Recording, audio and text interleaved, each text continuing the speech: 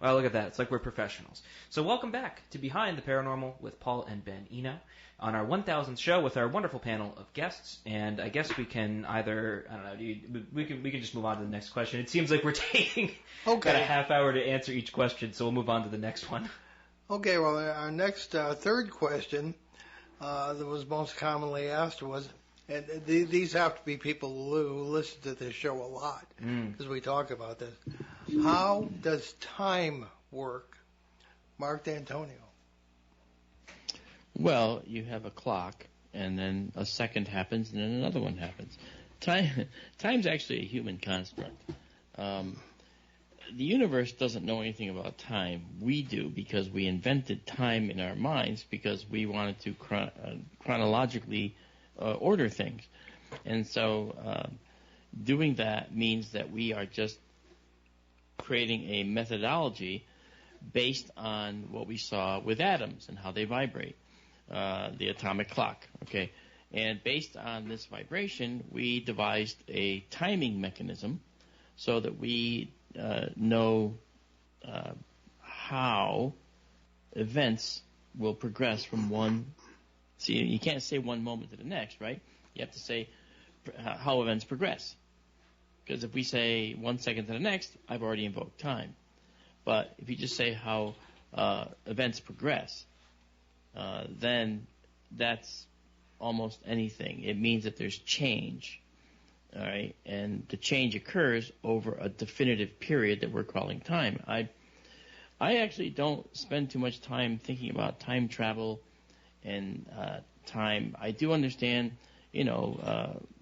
time dilation and things relative to special relativity and general relativity, but I don't think about it in terms of my human experience in that way. So this question doesn't have as much meaning for me as the other questions so far.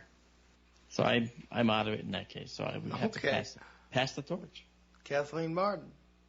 Okay, well, I agree with Mark that time is non-linear the way it is here on our planet. We measure time, and the meta-analyses of our ESP studies indicate very clearly that time is not what we think it is, because we can see into the future. So that's something to think about. Also, when I think about the experiences of individuals who have been taken into what we think of as an extraterrestrial environment, one of the questions that we asked on our studies is, was there a time differential? And the average length of human time that people were missing was 2 hours, but some people were missing for several days. Other people were missing for only a few seconds, and then other people were returned to this earthly environment at an earlier time than when they were taken. So that's my perception of time, and it's another short answer like Mark's. Okay. Matthew Muniz? Well, from what I understand of time, my own personal view, is every moment of time has already happened. It's just our point at where we're in it that we're observing. The future has already happened, the past has already happened, and we're just stuck in some point in between. And unfortunately, time is one of these things that gets a little gray when when you're trying to answer it, because I see what you did there. Sorry. But basically what winds up happening is you wind up with your own observation of it. Time is relative to the observer, basically. So, and what happens in it is different to each person observing it. Like, good example, a car accident that people watch. Okay? We're all experiencing the same time, but my observation of what I saw is different than what you saw when the accident happened. Okay? And then it's all up to our interpretations of it. time itself, like I said, is already happened, both in the future and in the past. So, yeah, I'm with Mark and Kathy on this one. Okay, Anthony Peake, this is your big moment. Okay. Around about, even saying the term really seems to seem nonsensical, really. But around about 12, 13 years ago, I wrote a book called The Labyrinth of Time. And I'm with St. Augustine on this, because St. Augustine said that if I don't think about time and people ask me what it is, I fully understand it. But as soon as you start to think about it, and as soon as you talk about it, it kind of crumbles, and you suddenly realise, I'm not quite sure what it is.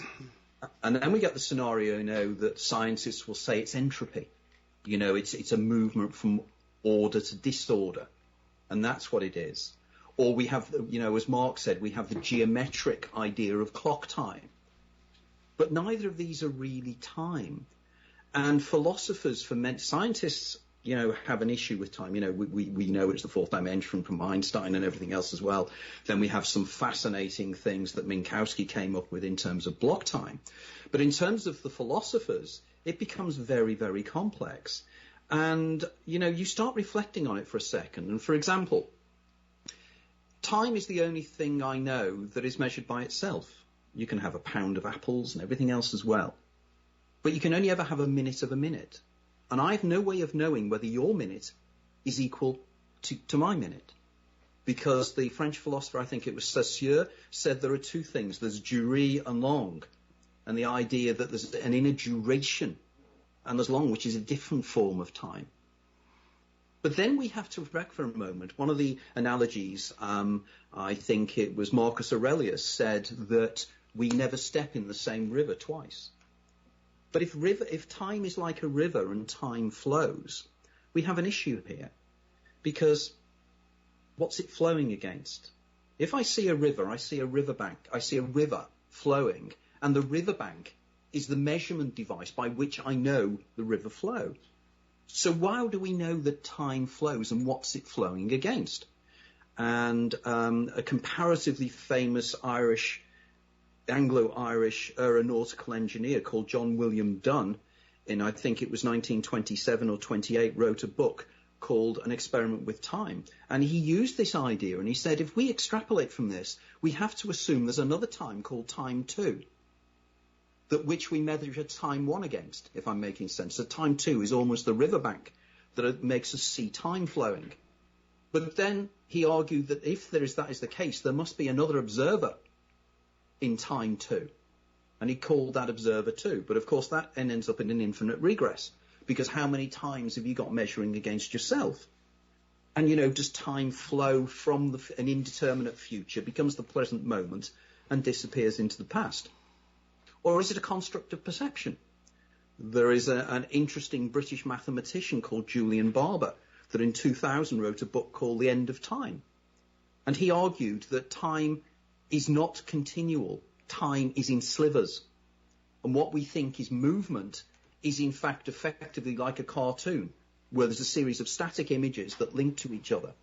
Now again, there was a very interesting discovery made literally around about 3 or 4 years ago, again in Germany, where somebody suffered from what's called the Zeitraffer phenomenon, whereby he started seeing images as static images. And he realised, I know it was a lady actually, there was a lady, the Zeitraffer was subtly different, but there was a lady that actually had this particular neurological problem, where she couldn't even cross a road because the car would be there, then it would be on her, and then it would go past her. So clearly there seems to be slivers of time. Now within quantum mechanics then, we then have an issue, because what do we mean then by time? Is time quantized? Does it effectively mean that time, like matter, comes in little quanta, little packets? In which case, what are those little packets? What are the carriers of the message? Because in quantum mechanics, we have the principle and the idea that photons are the bosons. They are the energy carriers of the electromagnetic wave. So what about time being this way? The smallest bit of time you can have is called Planck time. which is the amount of time it takes a photon to cross the Planck length, which I won't go into the technicalities of this, but if that's the smallest bit of time there is it quantized? That means there's a bit of time here, and next to it another bit of time, in which case what's between the bits of time? So suddenly we're into these really interesting areas, and of course we know that time and matter are the same thing. As you get closer to the speed of light, matter and energies and energy and matter start to meld into each other. So here we have some really interesting, massive conundrums of what we really mean when we talk about time. What do we mean when we talk about time dilation? When somebody, the point that was made before, and I've studied this extensively because it's a central part of my Cheating the Ferryman thesis about near death. The idea of when time slows down for an individual subjectively, what is happening there? How does that happen? What is the mechanism that brings about the slowing down of time? And again, we believe it's neurologically based. We think it's to do with certain release of certain neurochemicals in the brain that slows down time. There's some fascinating experiments being done in terms of people being dropped from a great height in a chair lift. And what they did was, as they were falling, they asked them to look at a clock that numbers were changing really quickly. And people did see the numbers changing, which seems effectively the time is relative to us. Now, this is intriguing. So, and of course, time is as somebody once said, time is the thing that stops everything always happening at once. But it's more than that. It's everything we gauge the universe by is time. Everything is gauged by time. And again, coming back to the near-death experience and what happens at the point of death, referring back, I'd argue that time is the evidence that we potentially might be immortal beings. Your time is different to my time, and it's different to everybody else's time. We live within our own subjective phaneron of time. Okay. Ben? Oh, boy. I always have the misfortune of going right after Anthony.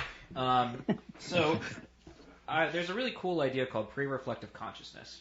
And the idea of it being that, we can step back and be aware of our thoughts, our surroundings, body functions, etc. It's like there's a little joke people like to do where, hey, have you ever breathed manually? And then you start doing it, and it's one of those things where you don't really think about it. It sort of correlates with the idea of how the Greeks sort of dealt with knowledge and having the different types of knowledge that we use, right? So you have episteme, scientific knowledge, technical knowledge, doxa, they considered, which was the knowledge of public opinion, et cetera, et cetera. But one of the really interesting things is, how do we engage with those, right? It's almost like you switch gears almost. It's like I put a math problem in front of you, Matt, and you'll know how to do it. You just kind of okay, cool, yeah, I get it. All right, 2 plus 2 is 4, or, 5 if it's the base 2 system, et cetera, right? So, or if I say, all right, Matt, I want you to explain thermodynamics to me. And you'll just say, okay, yeah, here it is, or, what are the statistics in the latest political polls? You're like, oh, okay, well, here's what public opinion is, right? You'll be able to switch those and not really think about it. But then, let's say you're in a mall, right? And you're on the top floor, and you look over the edge, and you get a thought that says, just drop your phone, or jump, intrusive thoughts, right? Where do those come from? Are they in you? Are they elsewhere? And the idea is super interesting because this idea of pre-reflective consciousness, we are able to kind of step back and sense, oh, geez, I'm sensing the minutes going by now, the seconds, the time. I look at the clock and I'm like, wow, we've been on the air for over almost an hour and 15 minutes now.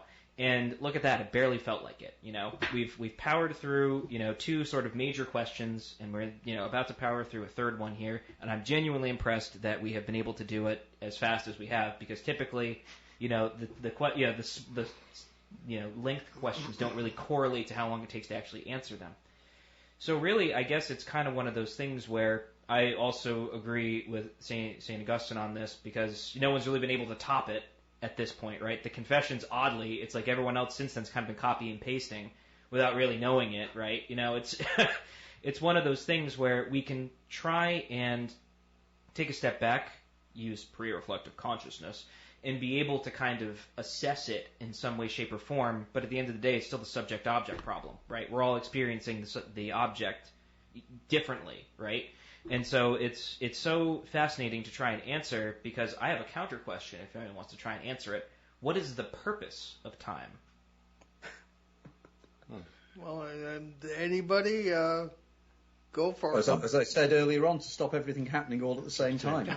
You know, that I wrote when I was coming back from the States recently. I actually watched that film, everything happening all at once. If you've seen it, it's extraordinary. It's a fantastically wonderful film. But again, you know, it just kind of shows that, you know, we need time. We always run out of it, don't we? Probably need purpose more is time separation. It's meant to basically measure chronological events, because humans don't have the ability to multitask and see everything at once. If we did, we may never have invented time, and the universe might look very different to us, right? Because we think, oh, that supernova, that exploded 20 million years ago. It's a supernova we're currently looking at in our remote observatory. However, what's 20 million years ago mean? Okay, what does that really mean? And how is it that we say it's 20 million years ago? Well, because it's a distance 20 million light years away.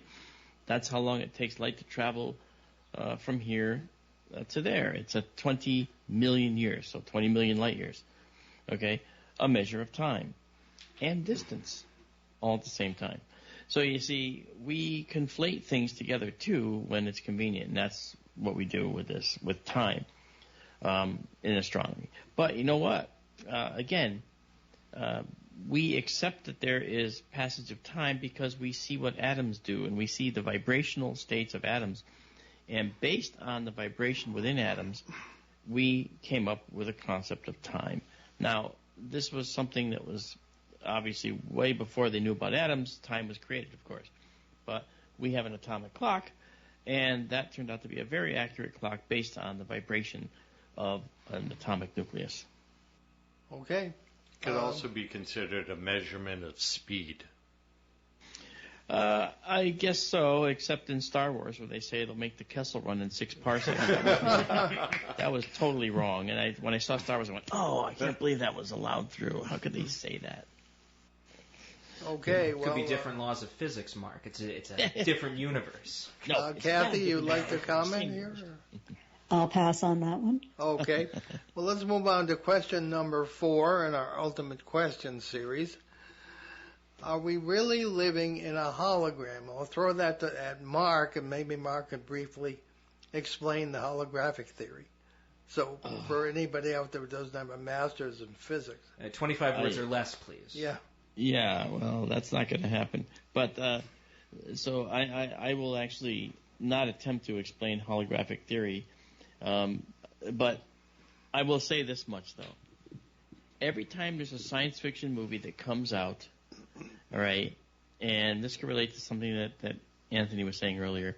Every time there's a scientific or science fiction movie that comes out that speculates that the moon is hollow, or that we live in a tank full of gel and the aliens are stealing our energy and mining our electric fields, matrix, okay?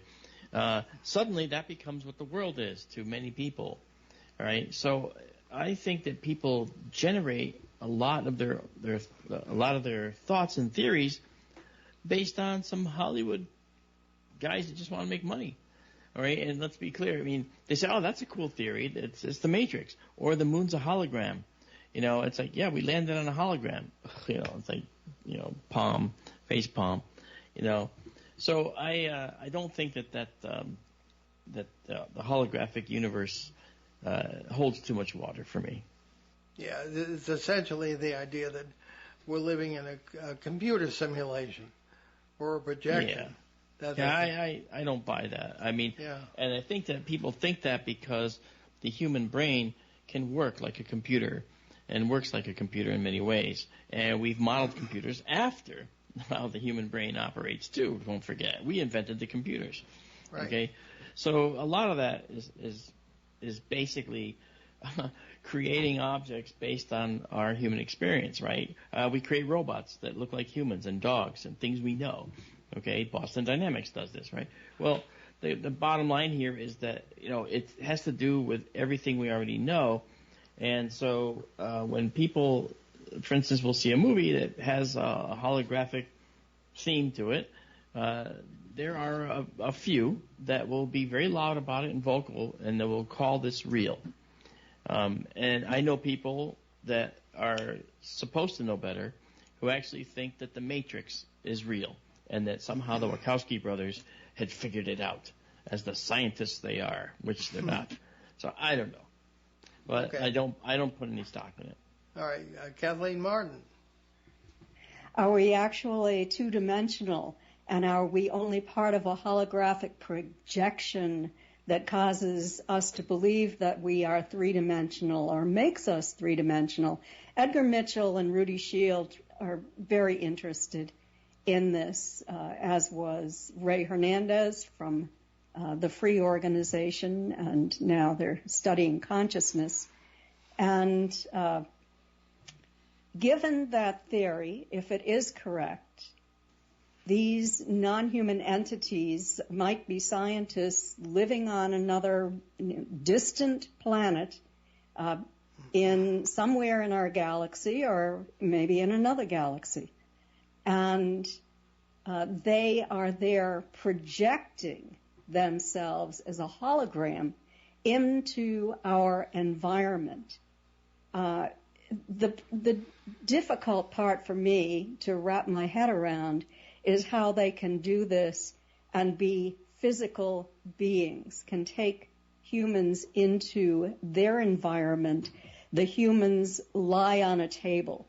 The humans feel the solid flesh of these entities. They experience their presence the way that we would experience others who are human, only they're different. So are they traveling here at the speed of thought, as Rudy believes, or is this something different? It's something that I think is difficult for most of us to even wrap our heads around, not even consider in a sense. But it's interesting. But I prefer to think that something else is happening, that these entities are actually multidimensional, and that they're in our environment, and that they are able to slip through dimensions, through portals, and come into our environment or take us to their dimensional environment. Here, they don't seem to be physical oftentimes, but when we go to their environment, they're as physical as anything on this planet. And so that's the way I have come to interpret what is occurring. Okay, Rudy Shield being the Harvard astrophysicist. Yes. Matthew Moniz? Yeah. Well, the way I look at it, and this may fit more into Anthony's wheelhouse, the holographic universe is actually our own brain.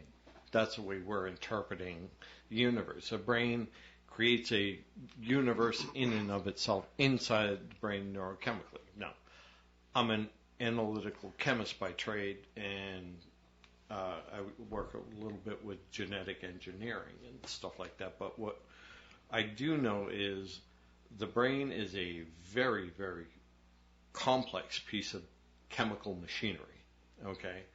And it can generate a lot of our perception of what we have in our world around us. Now, is that brain generating that reality that we see? Yes. It does generate our own perception. You know, I'm touching my phone. Is this phone really here? Or is it here because the brain is projecting something that's saying it's physical and tangible? Now, the people that are putting this forward, are they just merely modeling this after, what our own brain does? I'm kind of like with Mark. I don't really buy into it being a larger construct. Not to say it couldn't be, but okay. Yeah. Anthony Peake. Okay, I'll start with the statement. Physical reality that we think is physical reality, that is solid, is 99.9999999999996 empty space. Yep. What is solid are the electrons and quarks, nothing else. Okay, there might be fields there might be sort of 0-point fields and everything else, but most of it's empty space. When we feel that we actually physically interface with anything, you never touch anything. It's called electrostatic repulsion. The electrons at the outer shells of the atoms are actually negatively charged, as are the shells or the electrons in the end of your fingers and the end of your bottom when you sit on a chair. So you never interface with anything either. So suddenly there's something rather peculiar about the nature of reality we think it is. It ain't solid. It ain't there. So what is it? So what brings it about? Max Tegmark, in his recent book, The Mathematical Universe, argued the universe at its basis level is mathematical. It's numbers. It's statistics. It's numbers, nothing more. Quantum physics has known for years about the statistical wave function. Nobody fully understands why we mean the statistical wave function. It's not a real wave function. It's a statistical wave function that literally is a mathematical construct stating whether a subatomic particle will be found in one location or another, and depending upon the size of the wave is where the particle is likely to be found.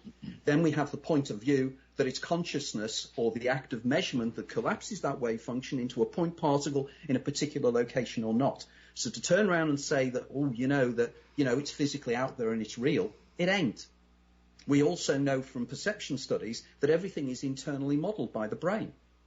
It's an internal model. We think there is a three-dimensional world out there that is created visually from an inverted image, postage stamp sized, at the retina. And if that's turned into an electrical signal which goes to the darkest part of the brain, the visual cortex. And in the visual cortex, it takes that signal and that small message and creates this three-dimensional world that's all around you. So that's the first point I'd like to make. The second point is that people like Waldemar Senner, Leonard Susskind, Jacob Bekenstein would disagree the argument that there's no validity to the whole argument of the holographic universe. These are guys that argued for years about the nature of this. And somebody should tell Craig Hogan at the Perimeter Institute in Canada that he's searching for the pixelation of space. They've got scientists working for the pixelation of space. There was something found a few years ago by they were looking for gravity waves in southern Germany, and they found some fluctuations that is beyond my understanding because I'm not mathematical enough to understand it. But it seemed that this was evidence that the universe is in some way digital in its structure. So clearly here there does seem to be, why is there something rather than nothing? Surely nature works at the most simple, and the most simple would be nothing. But there is something, and all we actually know is that we are perceiving something that's out there.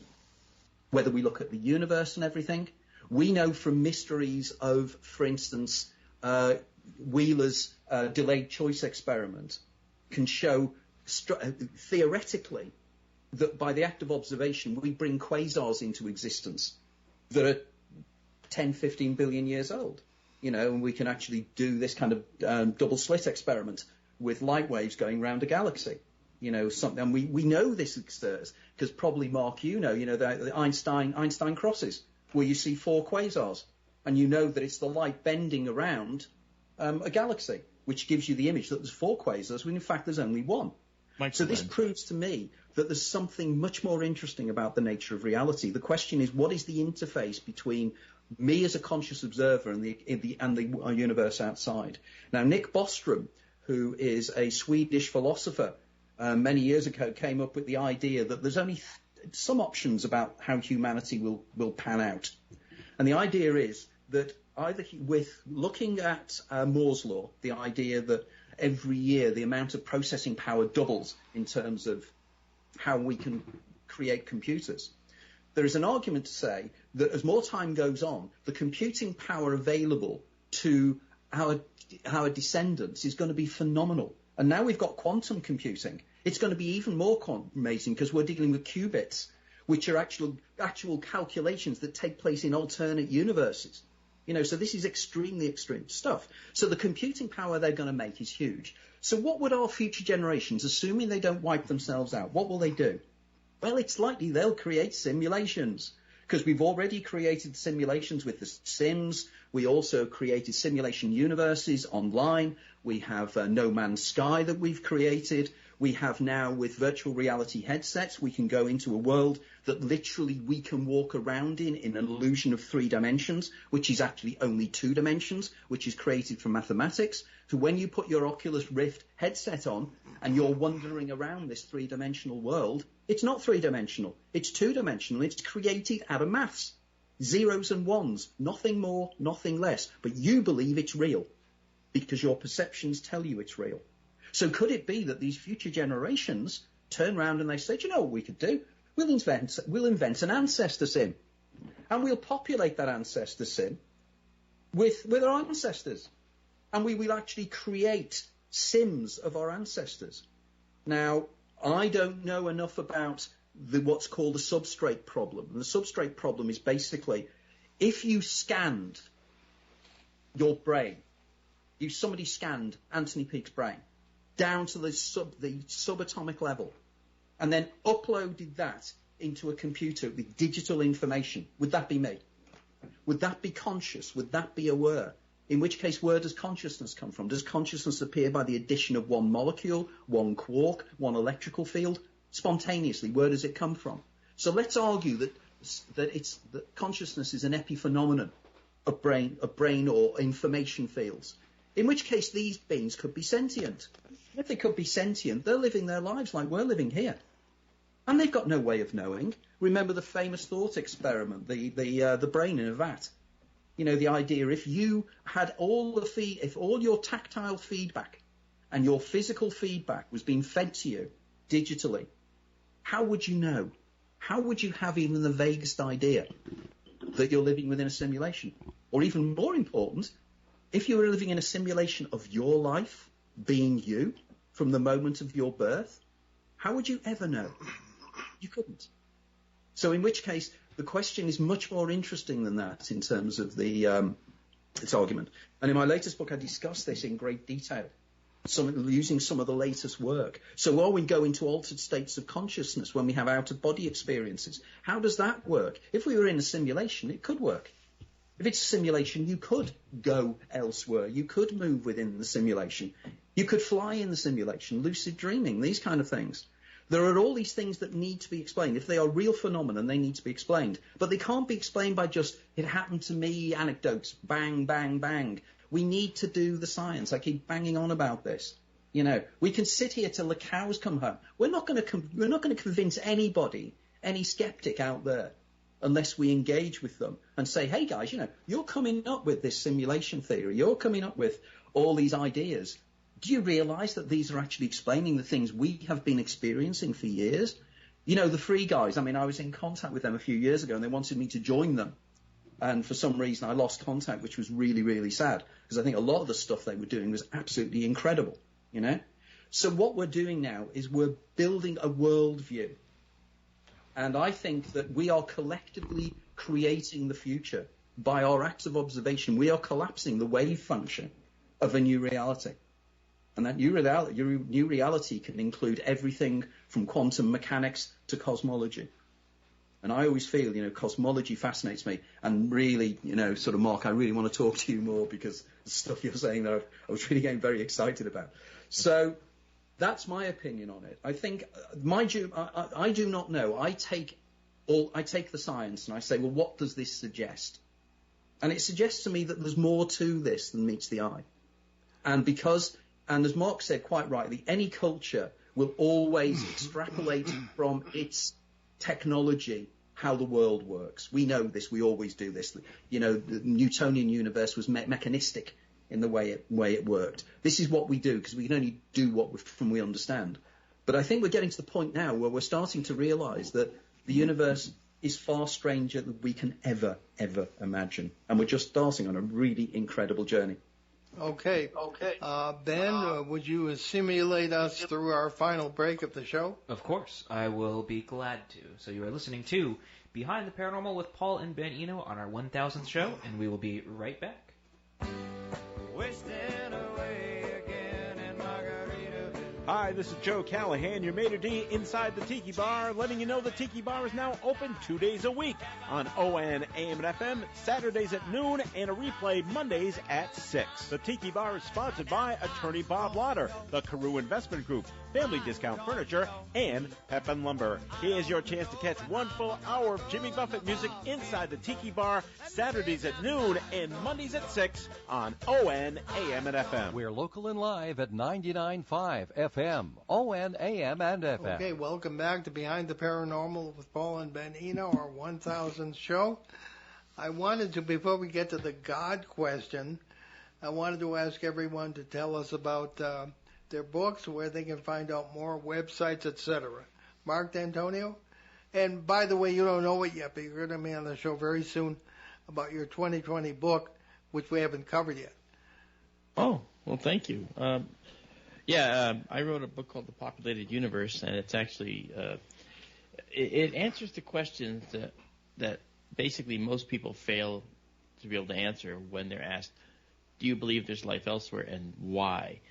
They'll always say, yes, I believe there's life elsewhere. But when you ask them why, then they fall back to, well, I can't believe we're alone.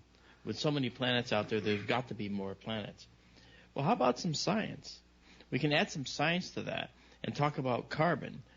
All life forms on the planet are carbon-based and are bilaterally symmetric, right? So based on how our bodies are made and how much DNA is in, how DNA actually is in every single living creature, except a couple, okay, we want to consider that the book is going to take you down the path of saying, well, I believe life is out there, and here's why. And it's going to help you answer that question. So that's the book, The Populated Universe, available on Amazon worldwide. Well, then we have remote observatories that we're running. All right, I have 3 now. I have one here. Well, when that telescope goes back in, it'll be up and running again. We sold the dome because we outgrew it. But we have one in Arizona, with a second one going into Arizona in another month or 2. And basically, we run them from anywhere we are in the country or in the world. We can run them anywhere. And so as that's you can find that all on skytourlive.org or skytourlive.com. We are a not-for-profit company, and we've managed to take the science of astronomy into the public sector now, because I believe science is for everybody, and everybody should be able to understand it as long as it's spoken in terms they can understand. Okay, Kathleen Martin. I've written 6 books, 3 with nuclear physicist Stanton Friedman, the late Stanton Friedman, and the other 3, one with Denise Stoner, who is my partner in UFO investigations, and a couple more, one for experiencers of contact, and the latest is Forbidden Knowledge, a personal journey from alien abduction to spiritual transformation. We are, Dr. Melanie Barton and I are working on a new study. You can go to my website at Kathleen-Martin to complete the survey. It's on religious belief and extraterrestrial life. There are 50 questions, but anyone can take part in it. The first 25 are for those who have never had this kind of experience. So hoping that you will go there, Kathleen-Martin.com. You can read where I will be speaking this year, order autographed copies of my books from my website, and they're also available in multiple formats on Amazon, Barnes & Noble. Okay, Matthew Moniz. Yeah, we're in our 18th year at Spooky South Coast and enjoying it. I'm currently writing 2 different books, one on local ghost stories, the other on alien abduction, my personal experience in cooperation with a couple of other people's experiences. I've got, I can mention one television show that's coming up. Beyond Skinwalker Ranch, I'll be on the July 11th episode for the Bridgewater Triangle. I also will be filming something for a major network coming up. I can't mention who, but that will be dealing with alien abductions. That will probably be released towards the end of the year. And I will be speaking up at Exeter, New Hampshire this year. Okay. Anthony Peake. Right. I've written, over the last 2 decades, I've written 12 books, and I've just started on my 13th. Book sales, just in paperback version, is now running about 120,000 worldwide. I have at least one book in every major, my publishers have at least one book in every major European language and a number of minor ones. And I'm now working on book 13 because my publishers have now asked me to write a book on near-death experiences in terms of really doing my approach to near-death experiences. In terms of my books, you can get my books from general bookshops worldwide. If you want to buy them on Amazon, they're there. All my books are on all formats, including Audible, which, by the way, I had to audition to read my own books on Audible, which is absolutely extraordinary. But apparently I was told I had the right kind of voice for them. And people do seem to enjoy the Audible books particularly for some bizarre reason. As my wife turns around to me and she says, "Why don't you tell me about your theories when she can't sleep?" So if you want a cure for insomnia, just buy one of my Audible books. My books cover, the whole gamut of extraordinary human experiences, and I genuinely like to believe that my overall Uber hypothesis can explain every single unique, strange, esoteric, psychological state of near-death experiences to out-of-body experiences. And the thing is, my starting point is always and will continue to be the science. And in my books, there are page after pages of references back to academic articles, because my approach is don't take my word for it. I don't want you to take my word for it. If you think I'm wrong, great. Just go back to the academic articles, read them, and come back to me, and I will amend my model, because this is not about me. This is about trying to come up with a hypothesis of the human condition. Okay. Well, we only have our books we talk about all the time, so the less said about them, the better on this show.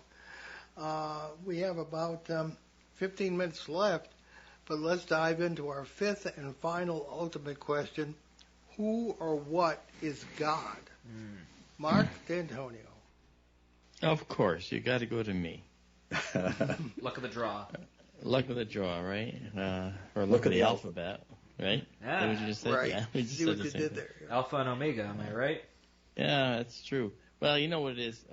First of all, I led with this at a conference down in Ozark. There was about 750 people in the audience, and I said, when I went out on the stage, I said, how many people have thought of a person they know and they haven't talked to in like 10 years, and suddenly that person calls you right then and there? Every hand went up. Okay? And then, of course, everybody started to laugh. And I said, science would make you believe that's a coincidence.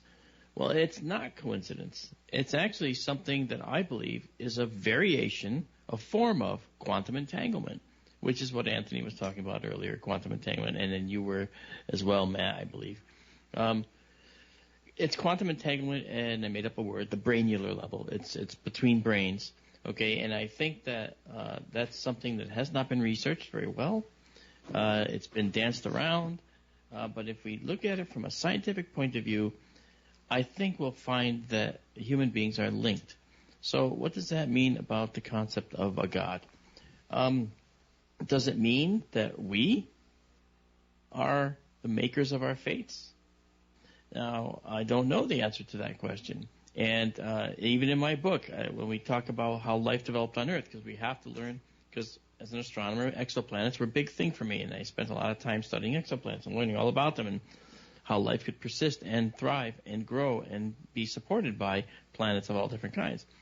And in the book, when I talk about, we talk about peptide chains and proteins, and then when we get to the point, and it's all lay level, so everybody can understand it. But when we get to the point about life, you can only end up saying, and then life happened. Okay, sentience is something, and self-awareness and so forth happened at a certain point, and no one on this planet can tell you when that happened. And I think that that's an acceptable answer for me. I'd rather that there be some actual true mystery in the universe. But I do think if God exists, a God that I would would like to see is the chief scientist of the universe, because you have to have an intimate knowledge with how everything works, from the smallest particle, if you believe in particles, or to the smallest string, if you believe in strings, okay, to be able to manage all of the componentry of this vast universe. So I know that there was the Gaia hypothesis years ago that said, "Oh, Earth is alive, and don't hurt the Earth because it will respond." Well, I think that those responses are based on, again, our feeling that we can be hurting our planet, and so the natural responses don't do that, right? But in effect, the brain has evolved to keep us out of pain and to stop us from thinking about things that may be hurtful, right? I mean, so you can't put your finger in a candle and leave it there. It'll come out automatically. It's an autonomous reflex, right? Well, in the same way, our brains will be engaged to try to figure out our fate, and we'll try to figure out where we come from. And we will mull that question over, the finger in the flame, for the rest of our lives, and not knowing just how the universe was put together. And as I said, I can't tell you what G-O-D means. Okay, backwards it's dog, and we all love dogs. Okay, well, if time flows backward, then we are worshiping the dogs. Okay, but the fact is, I can't explain what God is, if there's a God, or how we would see him. And people say, "Oh, well, he's everywhere." Well, no, air molecules are everywhere. The ground is everywhere. Okay, space is everywhere. But what is God? And so it really comes down to philosophy, which I have steered clear of kind of with a vengeance, because I don't want to muddy my waters with that kind of question, because it will take me away from thinking about the science in a pure fashion. Okay, Kathleen Martin. I think of God in terms of vibrational frequency and consciousness. And I think of God as being at the highest vibration with the highest level of consciousness, that God is the creator of all that is. Simple, short answer to the question. Matthew Moniz. I'm somewhat in agreement with Kathleen. I view God as, in air quotes here, as just creation itself. Creation is one of the permanent things that goes through our universe. Things are always in motion, being created and destroyed. The only thing that is constant in the universe is change. Things are always being changed. So I view God as the act of total creation and what it does. Okay. And I'll leave it at that. Anthony Peake. Bill Hicks, the American comedian, one of his most famous monologues, turned around and said, "Breaking news. Here's the news. Breaking news. Young man on acid realizes that matter is only energy slowed down to walking pace, and we are all one consciousness experiencing itself subjectively." And I think that was, considering it was a joke, because he then turned around, now over to Bill for the weather. I think that was one of the most profound statements, because if you look at all the major religions, it is always look for the God within. It is always the idea that everything is God. And for instance, the concept of the Or Ein Sof that we have within Kabbalah, we have the similar concepts within Sufism. We also have the concept of Brahman within the Vedanta, which is the basis of the Hindu religion. We have a similar concept within Buddhism. So clearly it is what Aldous Huxley called a perennial philosophy. It's the nugget that's in all religions worldwide, the Great Spirit. It's also within a lot of esoteric and occult belief systems as well. So for me, this idea that we are all one conscious experiencing it subjectively is very, very powerful. And indeed, I contributed a chapter to a book called Pandeism, an anthology, a few years ago, which has a series of essays putting forward the idea that pandeism, everything is God. God is literally everything. And in my last book, I come up with a concept which I haven't touched on at all at the moment, where I call all of us that are living our life linearly in one life, I call eidolons. Then there's something I call the daemon, which is our higher self, for want of a better term.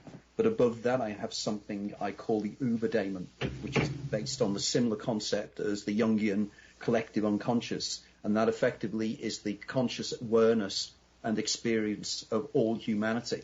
So when people regress into past lives, I argue what you're doing is you're regressing within the Uberdaemon's memory fields. So you can experience other people's lives in other times and other histories.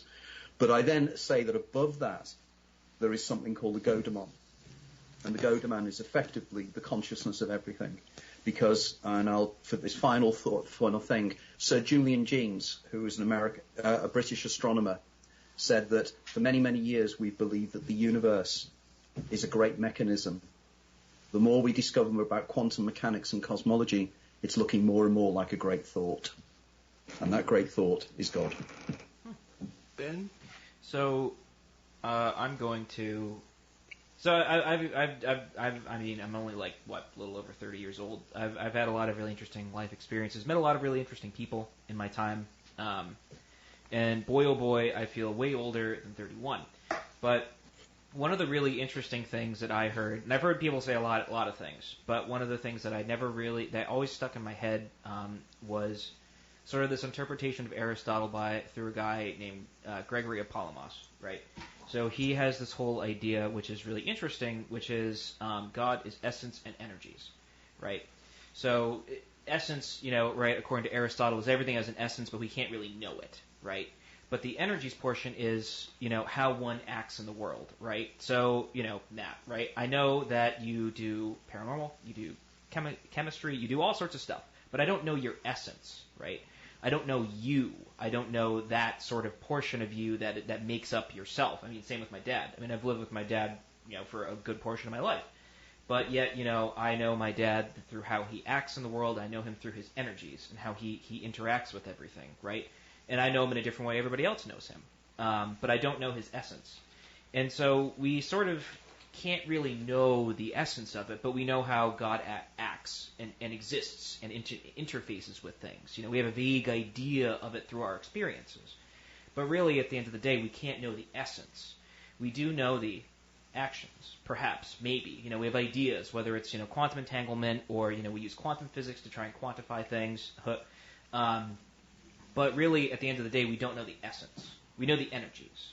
So from where I come from, in a cultural aspect, that's kind of as close as you're going to get, is we have this idea that we won't really know, but we know how it acts, and we know how it exists in things.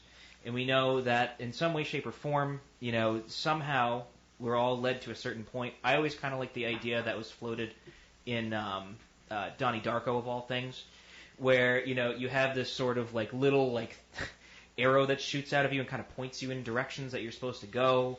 And there's I kind of like that, but it kind of got rid of the whole point of free will. I mean, but whatever, that's a whole other thing. If you want to get into Taoism, we could do that, but we don't really have a ton of time for that. But the idea of there being this sort of energy that exists in the world, right? How something acts, how we all act and interact with our environment, it's the same sort of deal. And so, just like you all can't know my essence, I can't know your essence. We can't know a cosmic being's essence. Okay. I can't believe we covered that. But just briefly, from my own point of view, after a lifetime of studying theology, formally, and philosophy, not to mention the paranormal experiences, I long ago reached a very, very simple approach. It's best summed up in the Old Testament, 1 Kings of all places, where God was not in the storm, and all these things were happening. God was not there. God was in the still, small voice. And I think in the end, especially as I get older and face some health challenges, my opinion has not changed. It's strengthened. In the end, we stand naked before God, just us, whatever or whoever God may be. And I think to follow the commandment that love God with whatever you conceive, love Him with all He shared with them, with all your heart, with all your mind, and all your soul. That's it. So, Well said, Father. that's the most stimulating conversation I have been involved with in years, I think. And we actually Thank got you to all. it. which is- I can't believe it. Thank you all so much. Hang out if you can, so we can chat after the show. But Ben, let's take our announcements. Yes, sir. Well, we got through all of it. We fought the good fight. Good job, everybody. Round of applause for us all. You can visit our show website, BehindTheParanormal.com, where you can find our nearly 1,200 hours of regular shows and special broadcasts since 2008 from CBS Radio, Achieve Radio, and here on WOON, AM and FM Radio. Many thanks to our benevolent station manager, Dave Richards. Absolutely, I was going to say that he deserves. He put this all complete together thanks. for us, and it's been he's after all these years with Dave, he has been a magician. He has made He's things amazing. happen. Yep. And he's taught me a lot too. And he's Yeah. gotten us through so many remote broadcasts. If anyone has ever been to the Exeter UFO Festival, you will know how stressed out I get. And all my hair loss is pretty much almost entirely from that event. But thank God for Dave, because he gets me through it every time. But you can also hear many of those broadcasts and these and all of the broadcasts that we have done on major podcast platforms, including iTunes, Apple Podcasts, and YouTube, even Spotify. You can find us on there as well.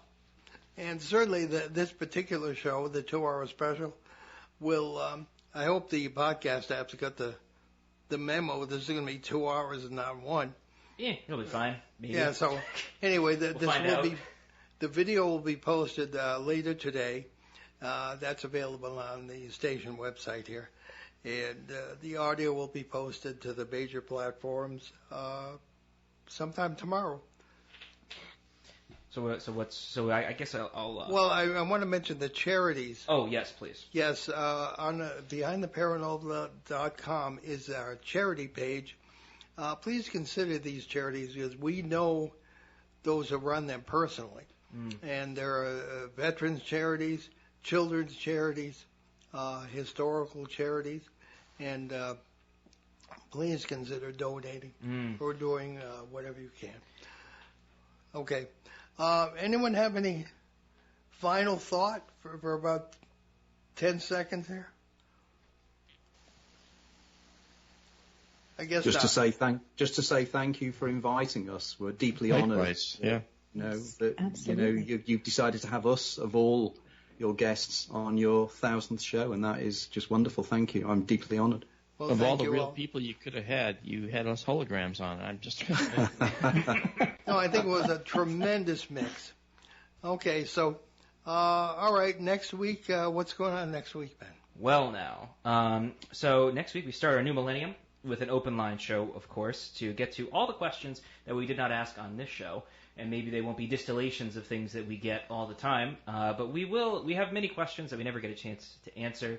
There's mountains and mountains of them. So for anybody who's been waiting patiently for us over these 1,000 shows, Yeah. maybe we'll get to yours. There's a chance. And then thanks, too, to our listeners who sent the questions in that we're able to boil down, ultimate or otherwise. Indeed. So we leave you today with a thought from the ancient Greek historian Polybius: the strong mind hopes and always has cause to hope. I'm Paul Eno. And I'm Ben Eno. And thank you for listening to our 1,000th show, our 15th year on the air. Many thanks to all of those who participated today. Anyone who's participating by listening, feel free to listen to the show as many times as you like, especially since Anthony has a voice that can put you to sleep. Although his...